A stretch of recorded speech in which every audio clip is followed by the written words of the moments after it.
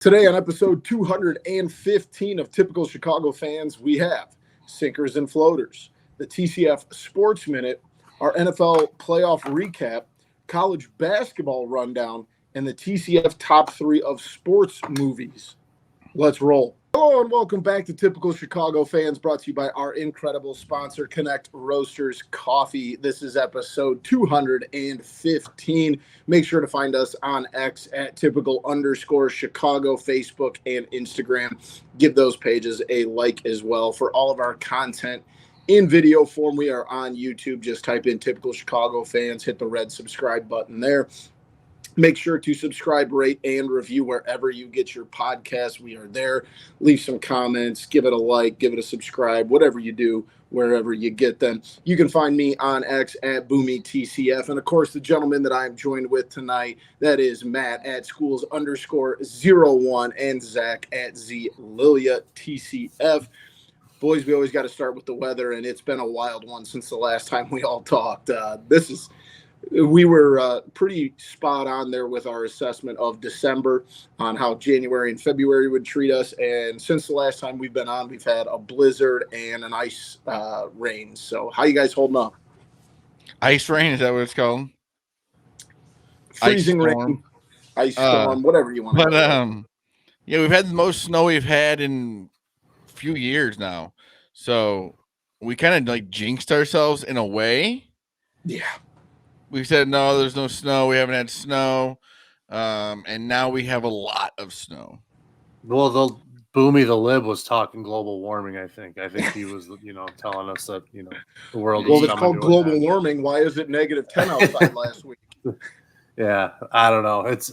I'm done with it. I can tell you that much. I don't have any more left in me at this point. You know what? But I'm all right with the snow. Snow sucks, whatever. But it's the ice that's it's awful. No, it's the fucking bitter cold. The below 15 and shit. Like, no, get this out of here. It's one of those things though. You go outside and it's like 30 degrees, and you're like, wow, I can almost go outside without a freaking sweatshirt on. I wore shorts to the gym today because it was 31 degrees. I was like, this is insane. Like, I haven't been able to, feel my fingers in weeks. I'm going to touch on that in my floater. So we got to save a little. Well, before we move on, Maddie, you'll be disappointed in me. When we had that snowstorm, one of our doors, our main door that faces where the wind was coming from, I just let it pile up. So we haven't been able to use that. We've been going out of the garage door for about 10 days. And I finally got it shoveled today, so we can escape the house now. Good job. Hey, there you go. Good thing there, didn't need to rush out of your house quickly or anything. That's all. Yeah, we had it down to a science. Yeah, it's like an emergency. Wait, the garage door's got to go up. Yeah. Oh no, the power's out, and I can't get my opener out. Exactly, man. It was a rough 10 days, but we're all good now. Hey, that's all that matters. You made it through. Exactly. Well, let's, as always, jump into things with our sinkers and floaters. And my sinker is NBA scoring, and that's because all the records are getting broken tonight. We are recording this Monday night. Joel Embiid just went off for 70, set the 76ers record. And then I know it probably was the Timberwolves record, but Karl Anthony Towns just had 62 for the Timberwolves. So scoring records in the NBA are going to be going out the door if this offensive pace continues. So any record that is out there in scoring, be prepared for it to get smashed if this is going to continue. With the way these NBA players play so long, all these records are going to be broken, I think, at some point. Yeah, well, unfortunately, I just scrolled by this. Karl Anthony Towns. I keep saying it, Karl Anthony Edwards. He had 62 and 8 tonight, and they lost to the Hornets, who have 10 wins on the season. So see, that's the NBA, though. It's wild. I mean, come on. Because I think LeBron broke the minutes record just recently, points. If you play long enough and you average a certain amount of points, you're going to break certain records. It's just what it is. Yep. Exactly. And the way that the game has changed to the way the scoring is now, it's just going to continue. And tonight was just a prime example of that. LeBron's probably in his what, 22nd year of the NBA? 20th season, I think. That's crazy. Yeah. That has 38 or 39, I want to say. That's wild. Maddie, anything on that? No, it's the NBA scoring is just a little bit it's so different. I want my grinded out NBA at times. You know, I want that 83-79 slugfest where nobody shot something. Just occasionally, you know, I need to just let's ugly it up a little bit. Like you said, Fair though, enough. I mean, what Embiid getting 70, Cat getting 62 tonight. Someone else is going to get 50. Booker got 70 last year, didn't he? Didn't he, or close to? Yeah, oh yeah, It was a couple years ago. Obviously Kobe went for what, 84, 81. Yeah. Yeah, it's, I mean, whatever. At this point, like the way the game's played, it's either, you know, threes or, you know, plays in the post, and that's it. Like that. So if you got a guy that's doing both, like Embiid, gets hot one night, you know, he hits a bunch of free throws, and all of a sudden it's well within range. But it's still pretty impressive when you see the number itself. You know what I mean? Like you see 72 in a stat line, it's kind of fucking bananas. Yeah, that's exactly like the sheer number is enough to just get my dumb brain like, holy cow, you know? Yeah. And especially like you said, out of post players, you know, him and Cat going for 62 and 70s. You don't frankly, see that it's never a Bulls guy. It's never one of our guys doing this shit. No. So it's like kind of like, you know. We burned out all of our fun scoring once Mike retired. Yeah. There were some good ones. Didn't D Rose have a 50-point night? Believe so. Yeah. So but even then the NBA was nowhere near like 2013, 2014, the NBA was not scoring at the rate they are now. No. I mean, not even comparable. Yeah. It's definitely been in the last 5-6 years. The explosion. Goddamn Euros coming in, making threes everywhere. It's the three-pointer. It's ruining basketball. Yeah. It's all those guys making really tough shots. You know, it's awful to watch. Yeah. Everybody hates offense. Yeah. Is it mine? My turn. Zach, you give yours? No. I thought it was Zach's turn. I'm sorry. Yeah, my sinker is those people who go in like Target and Walmart and stuff like that, make those stupid YouTube videos, like going up pranking people. I've been on a big TikTok phase lately, and then they try to like be funny about it. I don't think any of that is funny. Especially because like I have a theory that a lot of those are like staged, like because you wouldn't be able to just put people's. I mean, I guess you're in public, so you could put people's faces on those, but like I feel like a ton of those are staged, and most of them are really stupid. Yeah, and when they're not, it's like, how do you not get hit in the face? Yeah, exactly. There's a couple that do. Yeah, that's crazy. I mean, yeah, like you don't fuck with people. Yeah, like. Especially like there's so much craziness in the world. Like, why would you test that? Yeah, like I just think it's when people go up and like make noises behind people like at Walmart and stuff like that. It's like, dude, people are already annoyed shopping, and you never know what like kind of day somebody's having. I don't know. No, that's yeah, you deserve to get the fucking shit kicked out of you for doing stuff like that. I watched too many videos of it, and then they try to play like the victim afterwards. It's like, come on, man. Yeah, it's a lot. Like you said, it'd be one thing if they were funny, but most of them are just stupid. Even when they're funny, I mean, it's funny for a second, but then you think like, what if that was me in the moment? It would not be very funny. Yeah. Some people are just very nice people. It's true. Maddie, what's yours? All right. Well, mine's my sinker's gonna lead into my floater here too at some point when that comes around. But my sinker is. I came back from a trip, got to the airport last week. It was like it was negative, I think 11 when I got to my car. I was gone for 3 days. Turned my car on. Car won't start. Yeah. So when you're stranded at the airport and it's that cold and your car doesn't start, that's a really, really scary, lonely feeling. That's like, oh shit, like what am I gonna do? I brought a battery pack just in case that was going to happen. I kind of, thought about my car. It's no spring chicken. We'll put it that way. That thing I left in my car, didn't bring it in my bag with me, so that was basically useless at that point because the cold drained so much of that down. So finally I was able to call. There's a number for the parking company or whatever there that runs the managing company.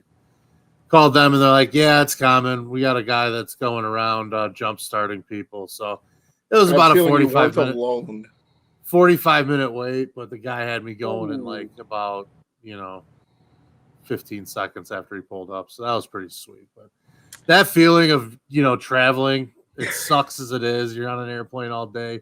You get to your car and that shit's dead. You just want to get home. Cold. Like it's just like I missed my kid. It was just like one of those like. Of course, my car's not gonna fucking start.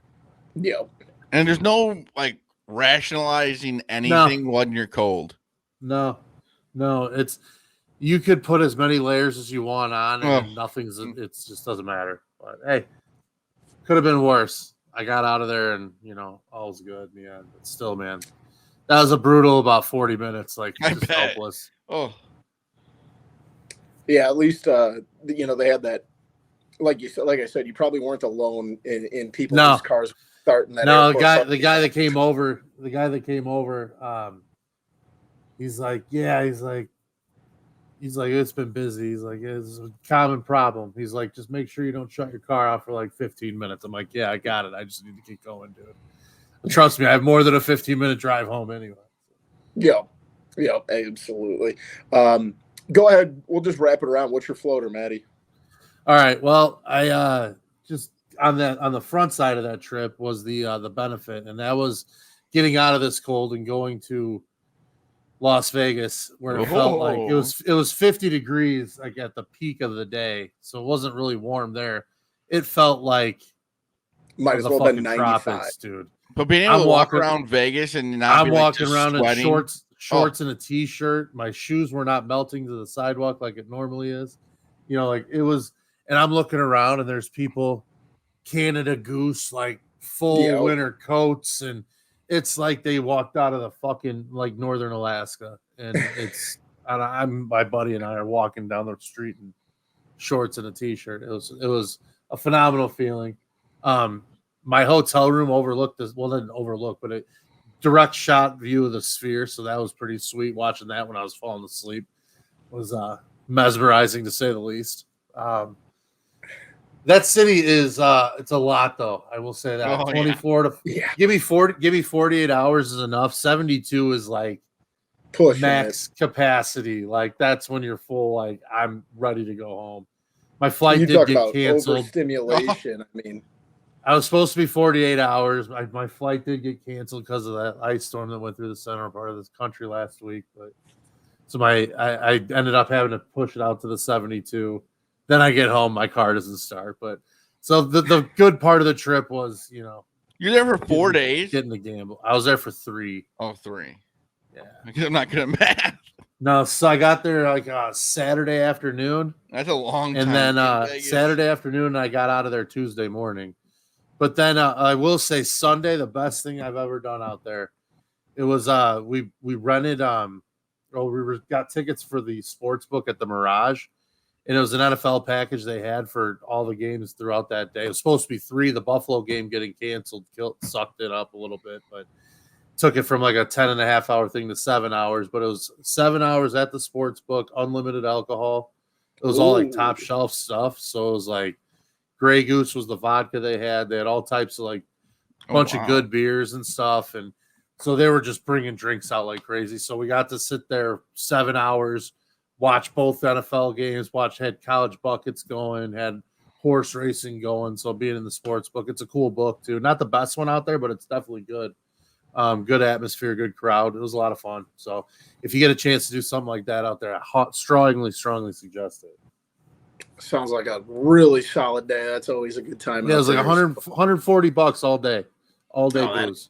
Yeah. If you don't like pools and stuff like that and going to the pools, really this time of year is the perfect time to go to Vegas. Yeah, especially because there was very few of the pools open. I was at the Flamingo. Yeah, if you want to be there when theirs wasn't open. You have to wait.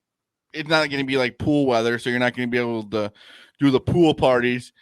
But Man, Yeah, because it can be brutal there. it was it's definitely a fun place to go. The casinos are just they're so fun. They're just so nice there. You got the perfect weather. Yeah, it was. It was good fat guy weather, that's for sure. It makes it so much more enjoyable. Like it makes you want to walk around. Yeah, that's what we walked a ton. And it was like basically walked from, we'll say, Mirage to all the way down to New York. So it was probably 1.5 miles, 2 miles there, each 4, round trip 4 miles. Stopping in between, going and checking all the casinos out, playing a little, roulette and craps here and there at each one. But most of the time, you don't want to leave the casino because you're like, well, it's nice and cool in here. Then you're gonna go outside, get hot. Yeah. And it was, you didn't have to deal with 112 out. Oh. It was great. So I would strongly suggest going out there too. Plus, the hotels are so cheap right now too. Oh yeah, absolutely. Zach, you want to go with yours, and then I'll wrap it up. Yep, mine is old school bowling alleys. I went to one yesterday. They're just so cool. Just once I really haven't been. I mean, other than probably upgraded a little bit. Is Earlville still open? No, I don't think. When did Earlville ever have one? They used to have one back in the day. It was like a 6-laner, dude. And it was talk about old school. It was old school, right in downtown Earlville. Yeah, I know where you're talking. I think there's a grocery store there now, if I'm not mistaken. No kidding. But yeah, there's an old school one I went to on Sunday. Then I bowl in a league that's pretty old school. It's just a cool feeling. At least, Zach, I know the place you went yesterday. They do have the electric scoreboards, right? You don't have to keep. Yeah. I'm not going anywhere that. I said upgraded a little bit. Yeah, you got to have those. Old school. It's old school look. Yeah, but they had like just hundreds of pictures of sporting events and stuff like that, and it's a very cool feeling. Like the old school bars and I was gonna say it's like wood. It's wood everywhere. Oh yeah, old school, kind of dark, a little dark and dingy a little bit. I love it. Yeah, it's perfect. Can tell back like 30 years ago, a lot of cigarettes got smoked in there. In a town that you can just drive through. Yeah, not missing it. The draft beers are usually given in a really small glass too, like an 8-ounce glass. Gotta love those, man. My floater to wrap things up is whoever collects ad share or ad revenue from Barstool Sports from YouTube, because as you guys all know, I teach and we've had a ton of snow days, and all I have done, I've just been hanging out with my son up in our living room, and all day I literally just put on Barstool YouTube videos and we just hang out. So I had like 9 hours a day for whatever it's been, 7 days. I just burning through Barstool YouTube. So just whoever's YouTube getting in those, general, now that you can like click out of the app, and it's pretty much like listening to like Spotify.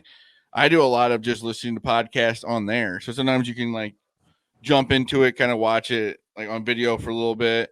But yeah, YouTube, I can't imagine how much YouTube's making nowadays. Yeah, because like I normally listen to like Pardon My Take every Monday, Wednesday, Friday, Dog Walk, all of those. Like now I just, instead of listening to them on my phone, I just have been watching them on YouTube because I'm at home. And then I've started watching the Yak every day. And it's just like I just sit there and I'll be like, well, I haven't turned YouTube off in like 8 hours. So whoever's getting that ad money is wait till your YouTube algorithm, like with Barstool, mixes with your kids like YouTube stuff here in the next year or two, because it's going to send you down a wild ride. And that's where I'm at, because like I'll watch a lot of the same YouTube shows as you, and there's some others that like I frequently watch. And then all of a sudden, it's just like rabbit hole into Peppa Pig or fucking Paw Patrol or something. Mine is just peppered right now with just Barstool, and Miss Rachel is like it's every other video. Or when you get the foreign ones where they steer you into like Eastern European, cartoons and shit, where it's like you're not sure if they're telling them to do something criminal or not, but it sounds like they may be. Yeah, there's this one Miss Rachel video that I have absolutely seared into my brain, and he's only been watching it for like 3 weeks. So, we're not off to a hot start. So, we'll see what happens. Can't you imagine your kid's first words not even English? It's a possibility. Yeah, it is. Well, my YouTube, he learned. Owen's got he likes Peppa Pig every now and then, so he'll be watching that, and all of a sudden he'll be like, "Yeah, Dad, turn the cheeky oven on," or he'll say all these British shit. It's like, what the hell are you talking about, kid? He said straight away the other day. He said, "I want to go to bed straight away." Like when we got home. And what are you? Are we in Sheffield? Where are we? Some Peaky Blinders. What the I was just so perplexed. What is this kid talking? A cheeky oven? I thought the same thing. We're big into Bluey right now, and obviously they're Australian. So I'm like, is my kid gonna grow up with an Australian accent? Because it'd be kind of hilarious. He's gonna be out there chasing a fucking kangaroo and a boomerang. Hey, there's worse things out there, man. There's worse things out there. But he's gonna be thinking the coyotes running behind your house are kangaroos. Hey, man, whatever works as long as he stays away from them. So. Let's go ahead, boys. Let's jump into the TCF Sports Minute, and we'll start off with the Bears. I was going to move them down the list since the season's over, but hired a new offensive coordinator today. I believe he was the offensive coordinator of the Seattle Seahawks. First of all, do you guys like the hire? Do you not like the hire? Where do you sit at? I really don't know. I mean, it seems like a good hire. Everyone's happy about it. I mean, it's our third offensive coordinator in 5 years? Shane Waldron. The hire's fine, I guess, but let's just get to the point. Does this mean that he's bringing Caleb Williams in? Yeah, I think it does. I think that's kind of what I thought too. You're not going to. If we would have Kingsbury, if he would have been hired, that would have been for sure. Do you wish they would have went with Cliff? What? No. No. I don't think you need that circus right now.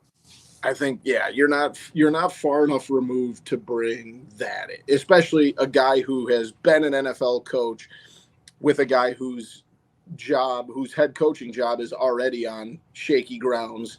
Because then, everything you can look at and say, well, if they bring Cliff in, that means if the Bears start off slow, they're going to fire Eberflus and make Cliff Kingsbury the coach, like you said. You never know what a team that keeps a coach when it's like the best coaching free agency in years, but we're going to keep our coach. Eberflus is what I'm talking about. And I think that defense going from middle of the pack to elite throughout the season, I don't think you can risk breaking that up. Regardless of who your quarterback is, Williams or Fields, you're gonna want to. It's either a rookie or a guy who isn't outstanding. So you're gonna need a good defense either way you look at it. So you might as well, I guess, if that's the way you're gonna do it, keep that intact. So you have to bring back Jalen Johnson. So that's a no-brainer. But I mean, I'm sorry. You guys think this? No, so you think this is most likely the move is going to be to move on from Fields and to bring Caleb Williams in at 1? I don't know. I still have no idea. It's so confusing. There's no one day you think, oh yeah, they're probably going to move on, and the next day it's like, well, maybe you've heard polls. He likes Justin Fields. This team is so confusing. I think I've flipped on it, to be perfectly honest. I think I like Justin Fields. I think he works his ass off. I think he's a good dude, and I think he's got the potential to be a really, really good quarterback in the league. The best thing I heard, I think it was Big Cat talking about Tom Fornelli, who's also a Bears fan, texted him during the stream last night, and he said something about how watching Mahomes and Josh Allen last night, like Fields, no matter what he's going to turn into, is not going to be able to compete in an environment like that. He's not going to win that. He is not going to be that. And you don't know if Williams is. Williams might be. And it kind of made me think, you start looking at it like Fields, you got to basically assume with Caleb Williams at the number 1 pick, you have to assume his floor is what Fields is now. And I don't know what Fields' ceiling is at this point. I think he can get better. I definitely think he can get better, but you can't. You got at some point. You gotta if you're gonna have that dude, you got a potential like that, like one of those top tier, upper echelon, go win a ring on your own type dudes. You sometimes got to take that shot, and I think this might. If they determine it's not Williams, and I'm not a quarterback expert, I'm not like a guru. I'm not one of these guys that pretends like he knows what he's talking about, cutting up videos on Twitter and tweeting like I know what quarterback play in the NFL is about. I don't. That's not what I do with my life. I'm just an idiot that likes to gamble on football and watches a lot of it. I do think Caleb Williams, like the more and more you see, like, and the more like stuff like. The numbers don't lie, dude. Like he had fucking 10 games where he had counted for 5 touchdowns.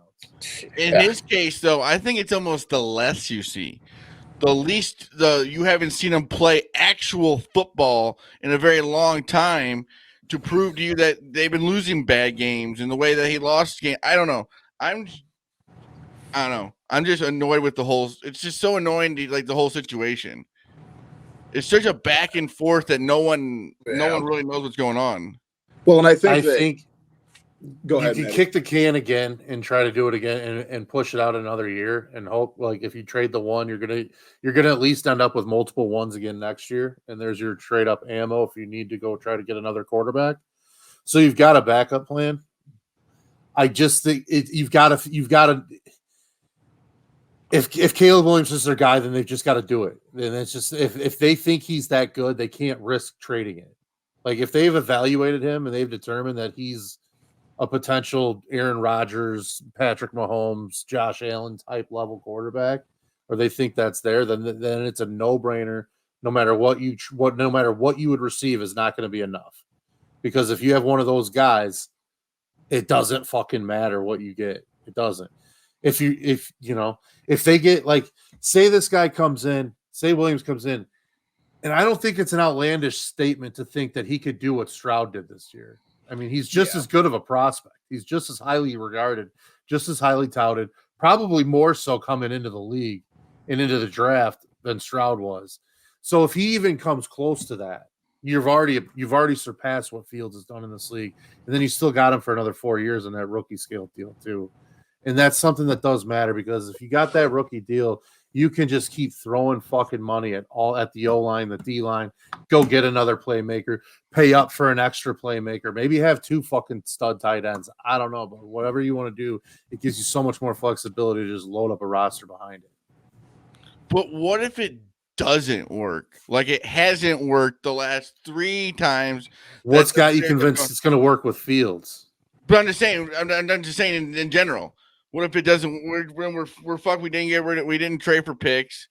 I'm not saying Justin Fields is going to be this amazing quarterback, but what I'm saying is all I've heard is when we get Caleb Williams, he's going to be this amazing quarterback, and when we do this, but what if it doesn't work out? Yeah, but I mean, you could also trade the 9 back to somewhere else too and get another pick for next year, and that number 9 pick is. It's obviously not the one, but it's ammo. I'm just tired of playing off of potential. Yeah, I'm being a fan off of potential because Fields' production hasn't been there, and I like Fields, but if you're going with Fields, you're playing off of potential with less contract flexibility too. I know. I'm just tired of the whole thing. Yeah, it's not going anywhere for like 4 months. So we've got till the draft to figure this out. It's going to be a while. Moving on to the Blackhawks, we've talked about Connor Bedard's injury. It seems like he wants to come back maybe earlier. Yeah, he's chomping at the bit. Yeah, he needs to chill out a little bit, though. I mean, I understand you want to be this hockey player that comes back quick, but like, dude, there's a lot riding on this kid, and this season it's over with already. So, like crazy. Kidding. 14, 30, and 2. They're at 30 points. They're the second worst points team in the NHL behind the San Jose Sharks. They did get the Islanders coach fired the other day after they beat them. Maddie, where do you sit on this team? I'd still turn a game on every once in a while, but obviously not as much now that Bedard's out. Is there anything to watch for? Anyone to look at? Any reason to watch right now? I have it on right now, and no, there's no reason. It's on the side TV over here, and it's 2-0. They were down 1-0 like a minute and a half into the game. Obviously, Vancouver's pretty good, but it's not a good roster, especially when your best player's out for a good chunk of the season. At this point, take the losses and hope you hit a home run in the lottery again. So I was just going to ask you, do you think the NHL is going to allow the Blackhawks to get the number 1 pick 2 years in a row? Do you think the NHL wants the team that was fucking getting the ratings to go through the roof and getting these Winter Classic games to go through the roof rating wise? Do you think the NHL wants them to be really good again? I do. Yeah, that's fair.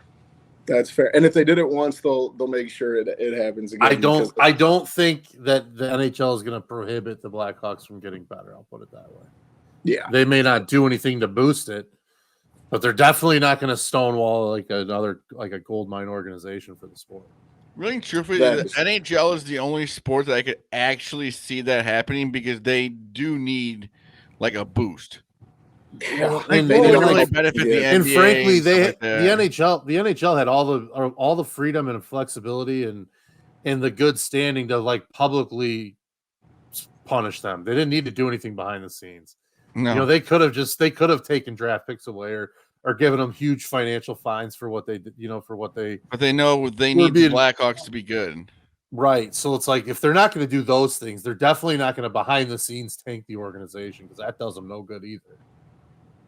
But on the flip side, go in the lotto and get Celebrini with Bedard and be sick. Could get real fun. Moving on to the Bulls, 21-23. Right now, they are in the 9 seed. They are playing as we record. They were up 20 at one point. I'd label the Bulls fun to watch. Only up 4 right now. They have blown a 20-point lead. But like you said, fun to watch, playing a lot better. Kobe White, Maddie's It only took him 4 years, baby, but he's here. No, you know what? I blame Zach LaVine. Yeah. He's out again. So that guy stinks. He doesn't want to play. He's the worst. He's making himself untradeable. Yeah, on purpose. He just wants to sit out the rest of this year and then pick where he gets to go this summer or whatever the off season. I'm so over the Zach LaVine thing. I wish that they could just be like, well, he's out for the season with an undisclosed injury. Does it kind of feel to you guys like DeRozan is like just kind of hit that point where it's just like I'm gonna go get mine and just like the guy, he's just not quite the guy he was. Like he's just, and it's definitely not like it's probably his best days are behind him. He can't be the one. Yeah, he can't be your best player. Right. Like it's pretty safe to say, in my opinion, that his best days are behind him. I would agree. He's a very good player, but you're absolutely right. And I like him. Like he's the kind of guy. He's the kind of guy you'd love having as like that veteran fourth piece on a title contender. You know what I mean? Like, he's like a good dude. He fucking plays his ass off. He's like he's tough as nails. He's not gonna be rattled in any situation. Well, the Celtics would love to have a DeRozan. Oh, that's a perfect call. I think he'd be a perfect fit there. Well, like you said, we were talking about it's down low or 3-pointers, and he plays in the middle. So his game is kind of going away. Yeah, his game's definitely like DeRozan would have been ridiculous in the early 2000s. Yeah. Like he would have been in the same breath, mid-range shot. Yeah, for sure. In the same breath, like that kind of increases his trade value because there's not a lot of guys that have the skill set that he has. So it's kind of that double-edged sword there. So yeah. Who knows? At this point, I think he's the only one that's going to get traded because who's going to want Zach LaVine? Yeah, and if they do, it's not going to be for the return that we would hope for. If the Bulls just want to get rid of him and just cut ties, then they're going to trade him for nothing or whatever. But if they really want to get something for him, I think these last month or so has ruined that. Remember when people were talking what they were going to get from the Lakers? Like Reeves, like give me a break. Yeah, there's no way they're getting all that. They waited too long if they were going to do anything. Yeah, are we done with this AK experience too? Like no. What? I am Huh? not. No. This was his first go around at building something, and he had absolutely nothing to go off when he took over. It's been I 3 disagree years, completely. 4 years. I think he that he got a lot of goodwill because he wasn't Everything he's done has or he been wasn't wrong. they finally got a new front office, but I'm kind of with Maddie in a way. Like after a His while, hit rate it's is come on. awful. It's like Yeah, other but than Kobe White's looking better. Patrick Williams is also playing a little better The too. Vucevic trade is Wendell Carter. Lauri Markkanen is a fucking perennial all-star now. Pretty true. I mean, Boomy? I'm not ready to give up yet. I give Williams. We're not I want going to see what to. happens. If nothing happens this offseason, then and there's no path for the future, then sure. But all of this that is going down was riding on, we knew this would be the last run, quote unquote. And he's still Lonzo Ball has played. Can they even get out of where they're at though? Can they even get out of where they're at? That's the problem. Yeah, but look at where this team was with Lonzo Ball. I know it was so many years ago, but they're still straddled from that contract. They just got relief from it this past summer. No way. You can't sell me that Lonzo Ball's contract hasn't been the anchor. It's Vucevic, it hasn't. Who's never gotten better. It's fucking Levine, who's been fucking killing him for 3 years. It's like he got the max. I mean, Patrick Williams at the 4. The 1 year you get up there, you don't. You let Markkanen fucking walk for nothing. You let Wendell Carter, you deal him in that deal for. It's just every move has not worked out, and at some point, what are we paying for here? But if you know anything about the Bulls, they will make a move 2 years after they should have. That's what it always feels like. And it always feels like they're the fucking bridesmaid in every sweepstakes. When they made the last move, it's that move should have been made a year ago or 2 years ago. Even before that, dating back to the McGrady, Tim Duncan free agency, they're just always the bridesmaid. Well, anything with Reinsdorf, really. Yeah, I was going to say never enough. Nothing's ever enough. But also, before this has nothing to do with the current Bulls. The Jerry Krause booing, that was awful. Yeah. But you know what? The Bulls need to take a little bit more of accountability for that, because if you watch the last, what do they think was going to happen? No kid. But if you look back at the Last Dance, all that kind of stuff, they made him into a villain, even though we're talking about general managers and stuff. He's the best we've ever had. They were the best at making moves that maybe any NBA team's ever had, and just that was awful. The booing, but what did you expect? Because the last 5-10 years, they've just been making him into this villain. Yeah, do you think? Sorry, Bobby, go ahead. I just say the Bulls front office had to know that was coming. First of all, it was a very piss poor thrown together Ring of Honor. No Michael Jordan, no Scottie Pippen, and you got to have Michael Jordan there. And then Dennis Rodman, he made the video. I think he actually really wanted to go. He seemed sad. He got canceled for flights, but what are we doing? Luke Longley was there, and they didn't even announce him. Yeah, it was very typical Jerry Reinsdorf owned operation there that really, night. Truthfully, I know if you get caught up in the moment, maybe you're at the game, but it's. I know they were saying Jerry Krause, but on the camera, it's a little old lady. Yeah, but they also got to show her before that they announce it's Jerry Krause. Well, it should never been announced. I mean, you know what was going to happen. Yeah, that was poor. Like I said, some other people need to take accountability for the image that he has now. Yeah, I agree. And a little bit more positive news: the Cubs, since we last spoke, did make a signing finally in the free agency. Signed pitcher Shota Imanaga. If I think I'm pronouncing that right, Imanaga. I think they signed him literally right before we recorded our last podcast. Yeah, we right before, right after. And we go, whoops, we never even talked about it. I'm not going to guess what his name is, huh?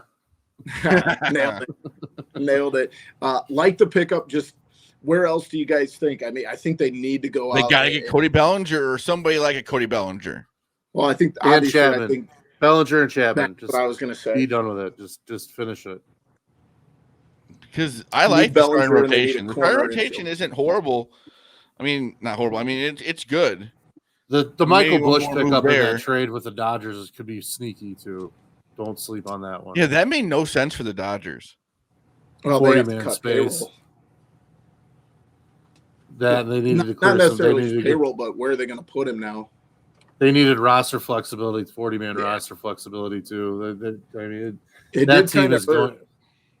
At first, I was like, oh, this Bush kid. And then you looked at the kid that they traded, a 6'4", 6'5" lefty who was like 19 or 20 years old. That one, I was a little worried about that. But then If you when think Yeah, about but Bush is ready to go though. Like he's like big league ready to like start tomorrow. and he's first and third, right? Second, third, I believe. Second. So I think he might be their backup plan if they don't get a corner infielder, put this kid at third base and let's see where Matt it Shaw, goes. the first rounder from last year, it could be on a rocket to the big leagues here soon too if that kid mashes again the first half of the season. So. Yeah, see what he had a really like good a month summer. Until pitchers and catchers report. I think if you're a Cubs fan, you got to be excited for this next season. Just get It'd be fun to fucking watch. Bellinger. Just get Bellinger and get Chapman. And if I'm allowed to get greedy, give me fucking Snell too, because that would basically be what they were going to give That'd be Shohei. awesome. So just go get all three of them and fucking be done with it. Isn't it funny though that Yep. the best move that's been made this offseason for the Cubs is Marcus Stroman opting out? Yeah. It had nothing to do with the Cubs because they owed him like what, $21 million. Yeah, something like that. You don't think they would have gotten the pitcher from Japan if it wasn't for that? Yeah, you're probably right. Yeah. And the Cubs didn't actually do anything. Yeah, kind of made their decision easy. On the other side of town, here's my only question on the White Sox. Eloy and Dylan Cease, are they going to be White Sox come spring training? I don't think there's any way C says. I think that'd be wild if he is. They got to maximize on his value now. Yeah, I agree. Eloy, I think you got to. You gotta hope he has an amazing year. Yeah. I think they're. But like, this honestly, organization is just February. It's all over the place. If they're going to deal Cease, they got to go now. But hey, at least they're looking like they're going to stay in Chicago. Yeah, if they go to the South Loop, that'd be pretty nice. It'd be nice, but also harder to get to. Yeah, I agree. I'm not saying that I'm the White Sox. I don't mind that. I mean, I don't mind that location. It's not that hard to get to. You could actually get there from the train though pretty easily. That would be the sneaky good way. I know, but I just love the tailgating. The tailgating I love. That's what sucks about Wrigley Field. Train gating's not a bad way to go either, though. It's impossible. I've never done that, but it's a good time. I'm just saying, like, wouldn't you love to go to a Cubs game and be able to tailgate? Yeah. Oh yeah. I agree. I don't say a ton of nice things about the White Sox, but the parking lot. That's cool. Yeah, the parking lot is nice. I completely agree. But before we move on, guys, we got to give a big shout out to our friends over at Connect Roasters. If you paid any attention to the Cubs convention, they were there. Ian Happ was there. Ben Zobrist showed up one day. Ben Zobrist was there. Ben played with our buddy Caleb, who is the founder of Connect Roasters at Olivet Nazarene. But they make the best darn coffee around that you are going to find. Trust me. They work with, like I said, Ian Happ, Dom Frederick. You know it's good quality coffee. So make sure that an app now too. So make sure if you're around there, I don't know if you can buy coffee. I'm guessing you can buy coffee on there too. But if you're around there, maybe you can put your order in. Absolutely, yep. The storefront there in Bourbonnais, which we got to get over to, Zach. That'll come after basketball season's over. But make sure. Season. Yeah, exactly. Make sure you go over to connectroasters.com. Find them on X at Connect Roasters. I think they did say the Home Run Club will be starting up again once the season gets going for Ian Happ. Did I hear that on the compound, Zach? Yeah, if you listen to the compound too, he had a lot of the Cubs on there, and that was sponsored by Connect Roasters. Yes. So make sure you check out our friends over at Connect Roasters and get yourself some good coffee to get your day started. So a big shout out to our friends over at Connect Roasters. Like we said, if you're in Bourbonnais, make sure you hit up the storefront. Let's jump into the NFL recap here, boys. It's been a couple weeks since we've been on, so we'll recap the first 2 weekends and then look at the conference championship this coming weekend. Wild card weekend did not disappoint. We'll start off here. The Texans and the Browns' little magical run. C.J. Stroud looked really solid. Kind of sad to see the Browns go out like that. It was fun watching Joe Flacco. Flacco needed a playoff win. Yes. Yeah, that one stunk, but the Texans just played out of their minds. So I don't think there was anything Cleveland could do about that one. Especially with being in Houston. Yeah. Maddie, anything on the Browns Texans? No, I mean, it was an impressive game from Stroud. That guy gets a good defense. I thought, in his first playoff game on the road, I thought that was pretty incredible. And one I think a lot of us saw coming, the Kansas City Chiefs beat the Dolphins 26-7. Just goes back to the theory that those uniforms in Miami do not play well in the cold weather, because that was I don't know how you play football or any sport when it's that cold. I believe the word is candy ass uniforms. Is that what you're looking for? Yeah. It looks like candy. You can't wear those when the wind chill's like -25 outside. It instantly makes you colder. Yes, 100%. And especially like those guys live in Miami. If they don't live there, like the ice. Yeah. Well, shoot, Mahomes' helmet broke. It was so cold. So that one was kind of predictable. It was cold, and also he got smashed. Yes, he did. A bad combination there. Moving into the wild card Sunday games, the Packers go down and end the Cowboys season 48-32. How do they keep Mike McCarthy? I don't know. I think maybe it wasn't even close. I don't know if Jerry Jones is doing it as like a punishment. I don't understand it. I don't get it either. I mean, and granted, like Dak's numbers were really good, but it was because of the second half when they were just throwing it everywhere. But I mean, that game never felt close. I really do hate the Packers, but the way that played out, it made me laugh because Dallas just had no idea what to do.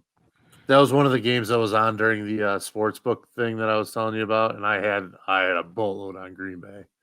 So I hammered Green Bay. It was a very fun afternoon. I'll just put it that way. Love it. And then Sunday night, the Lions hold on to beat the Rams 24-23. Why? I guess I just don't get punting there at the end by the Rams. Like, you're on the road in the playoffs and you never got the ball back. A coach that loves to make all these crazy plays, whatever, this and that, and then we punt like that? Like, that is – what do you got to lose? Yeah, that's what I'm saying. You're on the road. You were a 7-point dog, and – it was borderline, point go for it. You got a quarterback who's been in situations like that. What are we doing? Yeah, I didn't like it. Maddie, anything on that game? No, it was a little bit of a shocker to me, but Tampa was, they did what they needed to get done. We're talking Rams. I was jumping already. Lions, Rams, yeah. The line, yeah. I don't have much of that game. Didn't watch much of that one. Sorry, boys. I was already talking Bucks Eagles. That game was a beauty. We'll get there in just a second. Hold your thoughts there, Maddie. Monday, the game that got postponed, like Maddie was talking about earlier, the Bills beat the Steelers 31-17. I think after all the snow, the blizzard stuff, the fans digging out the stadium, there was no way Buffalo was going to lose that game. The Steelers, they shouldn't have been in the playoffs. Mason Rudolph on that final drive, did you have any confidence he was going to no to lead them down the field?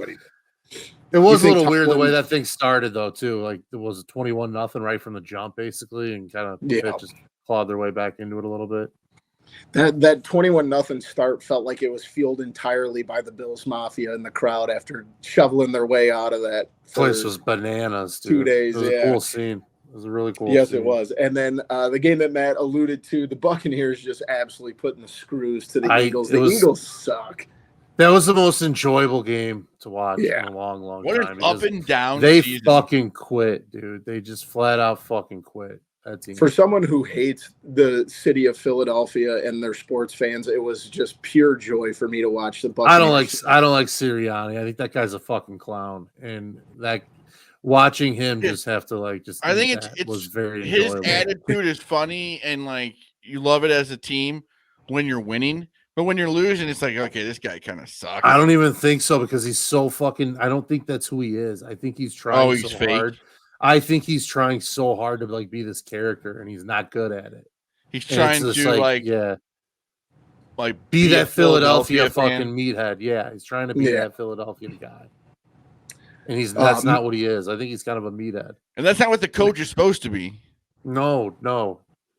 When you gotta have your quarterback telling you to stop fucking talking shit to the other team, like Well, and that's if you're genuine, like if it, like you said, if he was Dan genuinely Campbell. like, Dan Campbell like, is that's what I was gonna crazy. say. right. Like I don't buy it from him. It just doesn't work.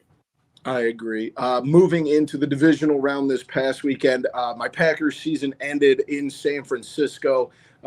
Really, really bad second half. Just kickers failing there. I mean, it is what it is. But got farther than I think anybody expected. Green Bay. It was a season that no one expected them to get to the playoffs. Brock Purdy makes no sense to me. You Watching ain't him play kidding. Quarterback, like you 1 second, you're like, man, this guy's amazing. And then next thing you know, it's like that was horrible. Yeah. And it was one where, like, as a Packers fan, I know in my mind that it's a good season, but like it just felt like leaving that game, like when that game ended, it's like, man, there were just so many missed opportunities. And not even talking about the kicking game. There's so many missed opportunities to be where they were at and to just, I mean, they had a 15-point third quarter and then nothing in the fourth. But so we're in a I good think spot, Brock though. Purdy also looks good Rookie because he also quarterback. has like amazing players around him. Yeah, that's a big part of it. You got Christian McCaffrey you can just hand the ball off to and do whatever Christian McCaffrey wants to do. He's got Deebo Samuel, he's got George Kittle. I mean, that offense is Brandon stacked. Ayuk. Yeah. Yeah. I mean, and their defense is really damn good too. And the Bulls lost by 2. Jesus Christ. Remember when he was going to be the MVP? Yeah, I was gonna say that. Like he was the favorite, the betting favorite for it for a while. It's wild. Yeah. The other you probably make an argument that there's 3 guys on this team that would deserve it over him.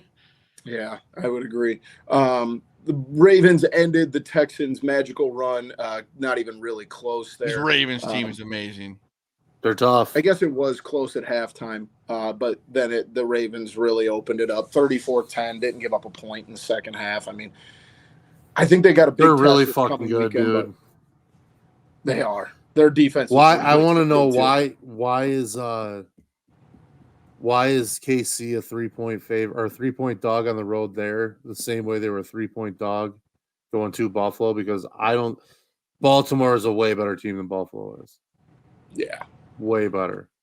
Yeah, I agree. I want the Ravens to win so bad. I think the Ravens are so tired of the Chiefs. Yeah. It's very hard to not take Mahomes as a dog, but I think the Ravens are the side on this one.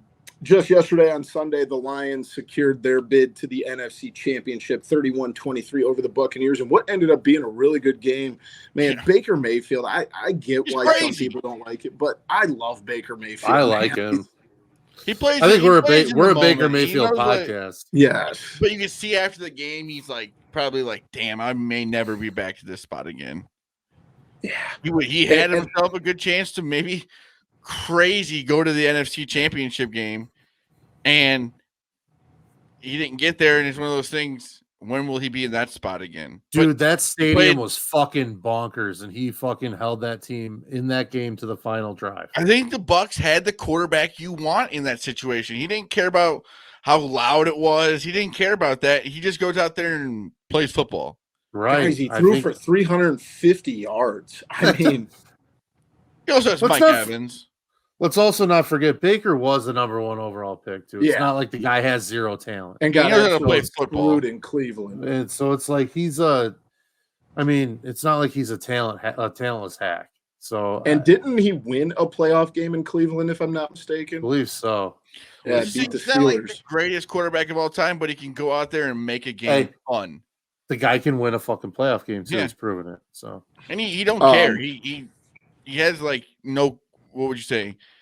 His confidence is high. Yeah, he's fucking kind of a modern Cutler, in my opinion. He doesn't give a shit about anything. Moxie. Yeah, he's just kind of like he's just gonna fucking go out there and sling it and over the bus. In a game of probably the year, the Bills lose to the Chiefs at home. I mean, that was kind of, I think Big Cat said it today. It's like, why can't those two teams be in one in the AFC and one in the NFC so we can get them playing for a Super Bowl? Because that game was phenomenal. No, I think that lineup, that matchup never happens. They need to be in the same conference and do this every fucking year for us. Yeah, just every year. Divisional playoffs or so conference title every year. It's the perfect matchup, dude. Because they're both the two quarterbacks just make plays all day long, and they're so different from each other too, and they get it done differently. But man, it's so fun to watch. It's just incredible quarterback play. It really is. Two quarterbacks that, oh my, you wish both of them could win. You wish both of them were on your fucking team because like you can win with any roster you have. It's like a Brady, Peyton Manning. Back in the day. You're absolutely right. You're absolutely right. It's a cheat code, really, when you have a quarterback like that, because the rest of your roster just falls into place. And what's kind of crazy is that, like, I thought it was one of the most fun games I've watched all year, and we're talking about the quarterbacks in the game. Mahomes threw for 215, and Josh Allen threw for 186. So it's not like the numbers were crazy, but anyone who watched that game knows that it was something else. Okay, what did you say Josh Allen threw for? 186. Okay, so 50 of it, he should have been 236 because Diggs fucking dropped that touchdown. Or that pass, that crazy pass he made. He had three 30-plus yard passes that were done. That's when you know you're a really good quarterback, was when he puts that on a dime from like 60 yards. Yeah, he can swing it. And the talk about Mahomes not having any receivers can probably die down now because Rashee Rice is like, that dude's like he's a stud.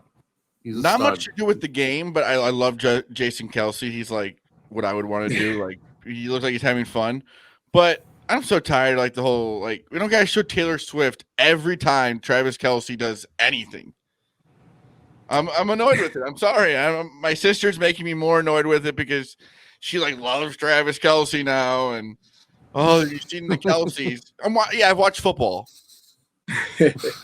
Yeah, Jason Kelce was fun to watch. But yeah, that was awesome. I mean, the way he just like jumped out of there, which was honestly so athletic. Well, and the video that came out today that I thought was the coolest was he like pulled two little girls from the crowd to go meet Taylor Swift. I thought that was pretty cool. So it is funny to see some guy with his shirt off just getting hammered, and then there's Taylor Swift. Yeah. I just think we need to get to the point where the Swifties can understand how good Isaiah Pacheco is, dude. But it is cool, like Jason Kelce living his best life. That is true. Let's look ahead to the conference championship games here real quick for this coming weekend. Kansas City, Baltimore. We talked about this a little bit in Baltimore. Baltimore -3.5. I'll be honest, Matt. I know what you said. I think Baltimore's a better team. I'm not betting against Patrick Mahomes. I think it's finally going to go down in Baltimore. I think this team is so good. I know every time you say that, Patrick Mahomes, he's the boogeyman. He's going to come back and do something. But this Ravens team, and it's in Baltimore, I think they can really go out there and win this game. But it's the new thing. Can you really bet against Mahomes? I won't do it. I know what I said. I still have yet to make a bet on this game, so I'll just leave it at that. Yeah, it's a while away. I don't know what to do. But I think as much as the Bills Chiefs game was an amazing game, I think this could also be an amazing game too. These are two really good teams. The B side of my brain says to take the fucking Ravens, and the A side of the brain says take fucking Mahomes and the points. It's like even my brain's split. I can't even say trust my head. Yeah, I think I have a future on the Ravens, but I don't think there's. I just won't do it. I won't bet against Patrick Mahomes. I've learned a couple things. I don't bet against Nick Saban. I don't bet against Bill Belichick. I did start this year because they were terrible, and I don't bet against Patrick Mahomes. I take the over. I think there'll be a lot of points scored. Yeah, but two good defenses though. So Two good offense 44 and a half. too. Yeah. I think it's going to be cold in Baltimore this weekend We're too. talking The like other, it's just a regular game. Like this is the conference championship. Everyone's yeah, usually pretty yeah, good. exactly. Over in the NFC, the Lions head to the 49ers. Lions -7. And I got to ask you guys before we even go any farther. Wait, I'm a Packers fan. You guys are Bears 49ers -7. Yeah, I'm sorry. That's what I meant to say. We're both fans. We're all three fans of teams in the same division as Baltimore or as Detroit. Jesus Christ, I can't talk right now. Are you guys cheering for the Lions? I can't bring myself to cheer for the Lions. I don't care. It's I already Detroit. bet the 49ers. I would say I don't like cheering against them in a way, but I just don't think they have a chance in this game. I think the 49ers. I have no problem. I went to school in Michigan, so a lot of my friends are fucking Detroit fans, so I have no problem hating the Lions. In that regard. Yeah, I don't want anyone in my division to win, or my division, the Bears division to win Super Bowl. I don't want the Packers. I don't want the Vikings, Lions, and I just think that with this not being in Detroit, that's huge.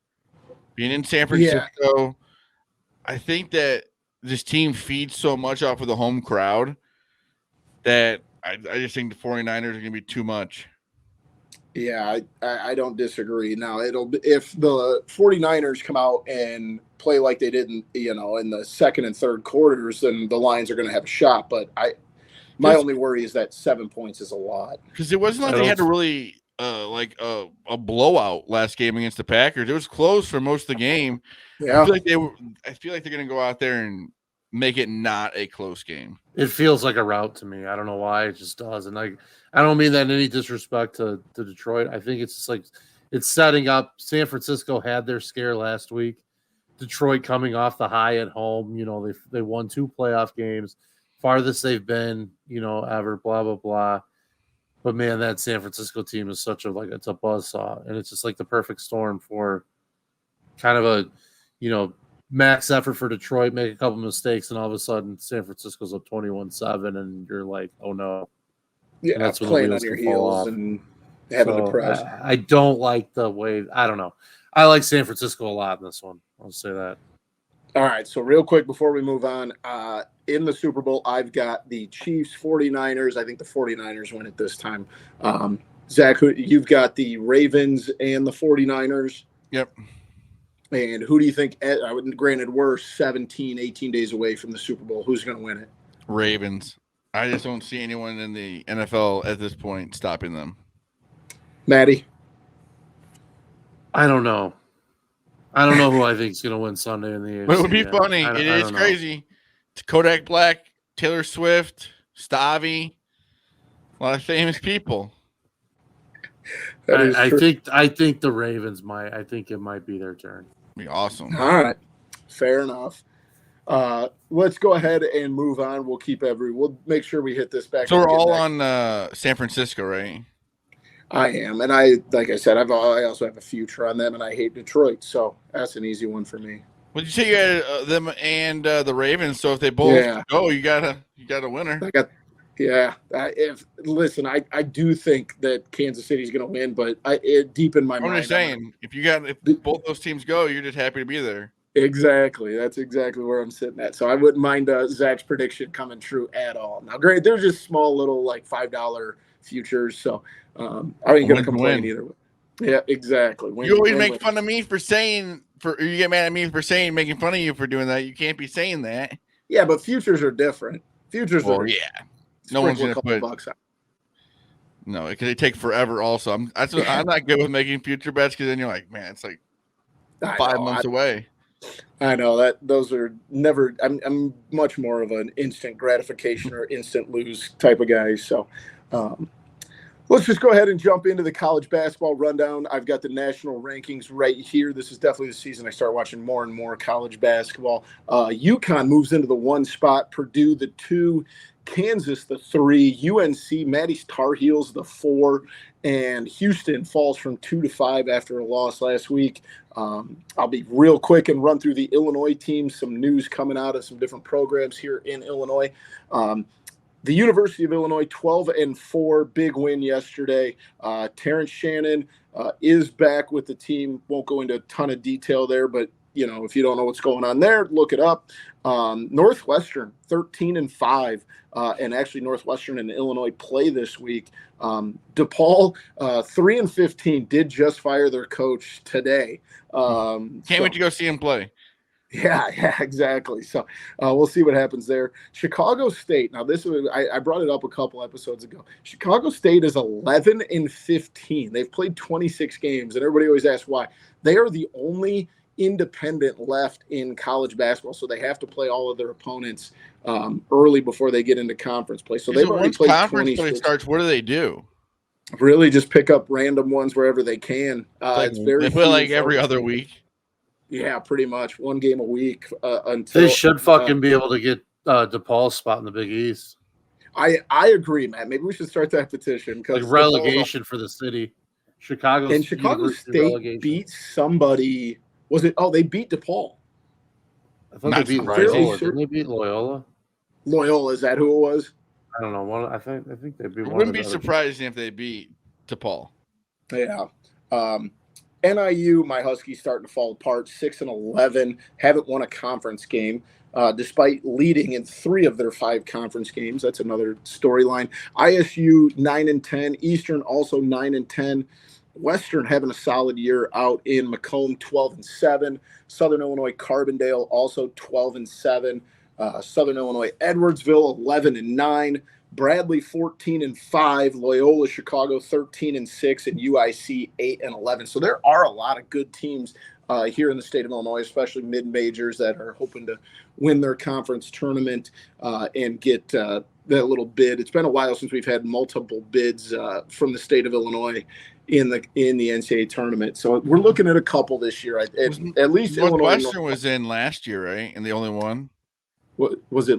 Illinois made it last year. Did they? I'm pretty sure. Illinois has been there the last couple of years. Yeah.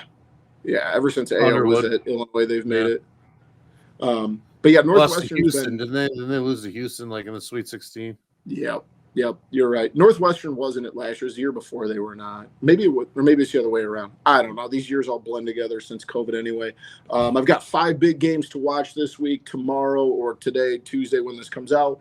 Houston, who had a bad loss last week at BYU.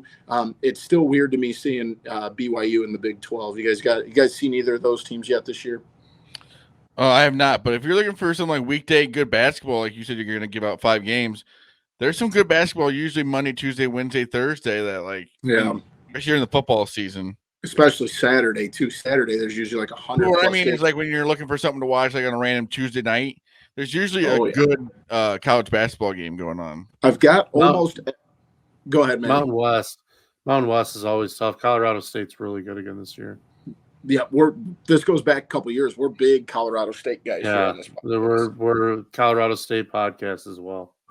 Yes. Baker Mayfield. We're a Baker Mayfield, Mountain West, Colorado State podcast. Wednesday is when Illinois heads to Northwestern. Illinois took care of Northwestern pretty handily down in Champaign, but that should be a good one. Kind of the battle for Illinois there, especially in the Big Ten West. You think Northwestern's going to be able to Illinois is playing pretty well right now, so Northwestern could be able to knock them off. Maybe like a week or so ago, but Illinois just got a lot better. Yeah, I don't know how much they're going to be using him. So I think I'm just saying, just in general, yeah. Yeah. Saturday, I got 3 for you. Not a ton of great games. Thursday, Friday, especially Friday, hardly anything. But Saturday, Kansas at Iowa State, 2 ranked teams. Texas Tech at Oklahoma, also 2 ranked teams. And then TCU at Baylor. Really, I think the big memo here is those 3 games I listed are all Big 12 teams. So maybe the Big 12 isn't getting as much love in college basketball as maybe they should. I think they are. They're pretty good. They're all ranked. I think it's right now. I think it's the best conference in the country.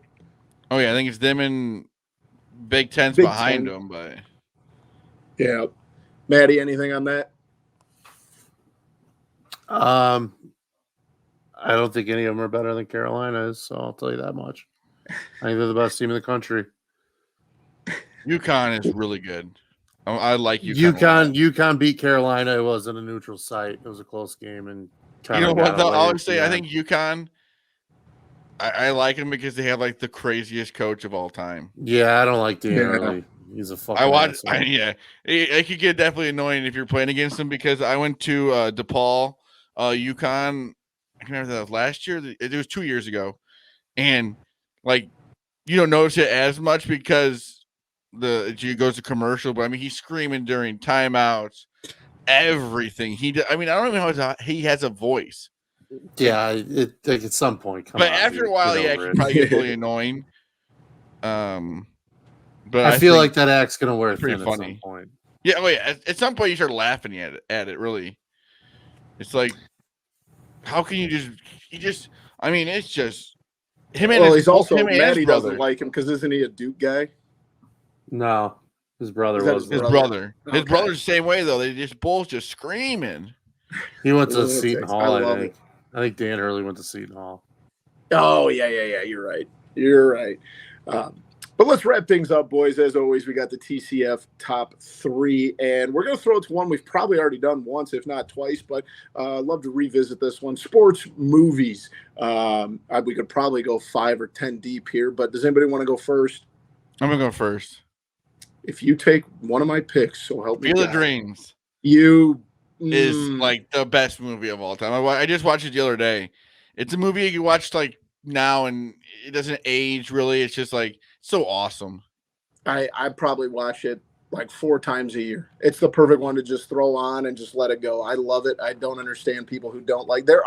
My problem is my dad pointed this one line in the movie out, and it bothers me every single time when he says, "Dad, want to have a catch?" No one says that. It's, "Do you want to play catch?" Who cares? It's only people on the East Coast. I think it's an East Coast thing, but I couldn't agree more. That statement burns my ears. Yeah, I get to that, but it was one. I think it was maybe this fall. Part of that movie was filmed in Galena, Illinois, up in the northeast corner. And me and my wife were there for the weekend, so we had to come back and watch it and see all the spots that we had went to. But it was just she had never seen it. Somehow it just kind of slipped through the cracks. But going back and revisiting it was great. So that's a good 1-1. Maddie, do you want the 2 or do you want the wraparound? I want the wrap. All right, I'm going to go with easily my favorite sports movie, Hoosiers. Love it. I mean, it's one I definitely watch the most. It's basketball themed. You can go to the place where they filmed everything. It's in the middle of. I know you've been there, and I have. In the middle of nowhere. Yeah. But it was pretty cool. You get to go down. I don't know if they still do it. But they used to have like the best players in Indiana and have an all-star game there. I think they did bring that back last year, but yeah, it's one. I think Greg Oden played there at one point. Yep. So it's one of my all-time favorite movies. Not even just sports, in the sports category, just in general. I love that movie. I got my 1-1, so I'm going the comedy genre. Easily the movie I could probably quote the most of all time. I wouldn't even want to guess how many times I've seen it. I would venture to guess it's in the triple digits, but it's Major League. I love that movie. Good choice. This is not just one of my favorite sports movies, one of my favorite movies, period. And it's funny with a little bit of seriousness. Yeah, it's a very, very good movie. Great. Bob Uecker is the announcer. Willie Mays Hayes, Wild Thing, Ricky Vaughn, Roger Dorn's a great character. Jake Taylor's a good character. Like, it's just on and on and on. It's just it's a phenomenal movie. I wish they would have just made one. The heel, the owner, Rachel. She was Rachel Phelps, the ex-showgirl wife of the former owner. She was a perfect heel for that movie. So it's just a good one. Number 2 movie, same genre, close to the same era. White Men Can't Jump. Talk about a movie with characters. Woody Harrelson, and Wesley Snipes. Just the combo in that movie. I could watch that. The rewatchability even now is phenomenal. There's trash talk. It's a good story. There's gambling. There's obviously 2-on-2 hoops, street ball. It's It's a perfect movie as far as I'm concerned when it comes to sports. I think it touches everything on it. So I'm big fan of White Men Can't Jump. I agree there, Maddie. That's a phenomenal movie. Don't watch the new version of it with Jack Harlow. I have only seen clips of it, and it's awful. I don't even know who the fuck Jack Harlow is. So. My second round pick, I'm going with one I've probably seen the third most behind Field of Dreams and Hoosiers, and that's Caddyshack. I got it on like the Walmart $5 bin when I was like 12 years old, and steal of all time. It just absolutely ruined the DVD. I probably didn't need to be watching some scenes at 12 years old, but I mean, what a movie. That does sound good. Rodney Williams, Jesus. Rodney Dangerfield. I mean, one of my favorite characters in a movie of all time. I've watched it, just not that many times. Phenomenal. Great pick. It would have been my third. Mine is, I don't think anyone has this on their list. 61. The movie about Roger Maris. It's got Mickey and it's him and Mickey Mantle on the same team. And I think it's just a phenomenal movie and like a really cool storyline. I don't know if you've ever seen it. I think I saw it once when it came out. It was insane what was going on when he was going through, like, and it's one of those things, never really had much of a career after that. Mm-hmm. Yeah, that's a good pick. And there's so many good ones. I know. We're the honorable mentions list. You know what? I'm gonna go funny. Semi-Pro. I mean, dude, that movie is so funny. I was really hoping you'd let that slip. But so I got Field of Dreams, 61, and Semi-Pro. That's a good list. I'm very stuck here because, like you said, there's so many good ones. See, so I got golf, I've got basketball. Do I want to go baseball or football here? I'll go football. Friday Night Lights. That movie came out when I was, I think, a freshman in high school. No, 8th grade. That movie was fun. It made me read the book, and that says a lot. So rarely are there good movies and TV shows, and Friday Night Lights. Yeah, very few of those two categories. So, and I like it more. And I love Remember the Titans. Not to tip picks here, but I think I like Friday Night Lights just a little bit more. I think Friday Night Lights is a better comparison to Varsity Blues, personally. Was a better comparison to what? Varsity Blues. I think that compares to each other better than Remember the Titans. Yeah. I love, don't get me wrong, I love Remember the Titans, the historical aspect there. Now, granted, some of it was, Hollywood magic, but I don't, something about Friday Night Lights I just loved. And then I didn't even watch it till probably 15 years later, but ended up loving the TV show as well. My last pick, last time of the draft. I don't know if either of you have ever seen this movie. If you haven't, I think you should both make a point to go do it as soon as you can. It's Blue Chips. College basketball. Oh, Zach, you have to watch it. It's got Shaq. It's got Penny Hardaway. Ooh. It's got the cast is awesome. Nick Nolte's is college basketball coach who decides he needs to maybe cut a corner here and there with some help with some people to get good recruits in, and it's a phenomenal movie. It's just Bobby Knight's one of the opposing coaches in it. Yep. Great movie. It's one I probably watched upwards of 50 times, I would say. Very 90s. It's a good one. Very 90s movie. Very 90s movie, but very good still. It also, I think, will hold up a little bit too over time. A couple of my honorable mentions I want to throw out as The Fighter. I thought was awesome. Good movie. I thought that was a good movie. I think the original the original Bad News Bears. The one from the 70s. Any of the Rocky through Rocky 4. The Program, another good one. Yes. Another 90s, very 90s movie. I have one that's still in theaters. That'd be good to go see. The Boys in the Boat. You like that one, Zach? Amazing movie. Very cool. If you want a very accurate drama, we've got The Blind Side. That told the story perfectly, it sounds like. Yeah. Yeah, Zach, that Boys in the Boat, I hadn't even heard of till you went and saw it, and everything I keep seeing online, everybody seems to love it. I heard that was a good movie too. It's cool because I had no idea really what going into it, and then the story is just awesome. I've got a list here on my honorable mentions, and I'll just Cool give the movie. Runnings. You guys give me a thumbs up or thumbs down. Rudy, Down. yep, not a Notre Dame fan. Sideways. Well, not even that. Remember the tight. That's so played up. Yeah. Well, in Remember fact, the like Titans? I'm sure we've told this before, but our grandma grew up with the real Rudy and Joliet. So I probably should, being the Catholic boys we are, I should like Notre Dame, and I just hate Notre Dame. So, Little Giants, don't sleep on that either. yes, that's phenomenal. I think we all are thumbs up on Remember the Titans. Benchwarmers. Benchwarmers was great solid. movie. How about Does Jerry Maguire fall into a sports movie category for you? never saw it, but I'd give it to you. Bull Durham, definitely thumbs up. Yeah. Any Given Sunday was solid. Oh, I could watch Any Given Sunday once a year. Tin Cup. Tin Cup's phenomenal. 42.